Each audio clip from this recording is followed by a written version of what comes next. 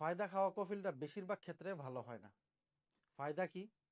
আমরা সৌদি আরবে যারা আছি, আমরা কফিলকে ফায়দা দিয়ে বাইরে কাজ করি, অথবা কফিলকে ফায়দা দিয়ে আমরা আকামা বানাই, অবৈধ অবস্থা থেকে আমরা বৈধ হই। এই সকল কফিলটা বেশিরভাগ ক্ষেত্রে ভালো হয় না। আরেকটা তথ্য হলো, এই সকল কফিলটা বেশিরভাগ ক্ষেত্রে অভাবী হয়। কোনো একটা অভাবের কারণে একটা মুআসসাসা খোলে, তার কাছে কোনো প্রতিষ্ঠান থাকে না, কোনো কাজ থাকে না, কিছুই থাকে না, শুধুমাত্র লোক কাফালা করানোর জন্য একটা প্রতিষ্ঠান খুলে লোকেদের থেকে টাকা নেয়। পরবর্তী যে কোনো একটা সময় এই মুআসসাসাটা সে বন্ধ করে দেয়। আমরা টাকা পয়সা খরচ করে অবৈধ থেকে বৈধ হওয়ার জন্য বিভিন্ন বক্তব্য গিয়ে আমরা কাফালা হই। হুট করে বলল সে মুআসসাসা বন্ধ করে দিবে, তখন কিন্তু আপনাকে অন্যত্র কাফালা হয়ে যেতে হবে।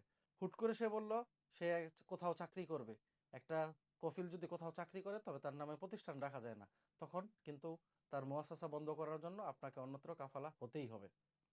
একটা জিনিস অবশ্যই মাথায় রাখবেন, ফায়দা খাওয়া কফিলটা, আবারও বলছি, তারা বেশিরভাগ ক্ষেত্রেই ভালো হয় না। আর কোনো বক্তব্যলারা যদি শতভাগ নিশ্চয়তা দিয়ে বলে যে সৌদি ভালো, তবে ধরে নিবেন সে মিথ্যা বলছে। কারণ কফালা হওয়ার আগে কফিলের আসল রূপটিও দেখা যায় না। বাস্তব অভিজ্ঞতা থেকে বলছি, অবশ্যই সাবধানতা অবলম্বন করবেন। কেউ যদি কাফালা হতে চান, এই চিন্তা নিয়েই হবেন যে আকামাটা বানাচ্ছেন, আকামা বানিয়ে পরবর্তীতে যত দ্রুত সম্ভব ভালো কোনো কোম্পানি পেলে সেই কোম্পানিতে কাফালা হয়ে যাবেন।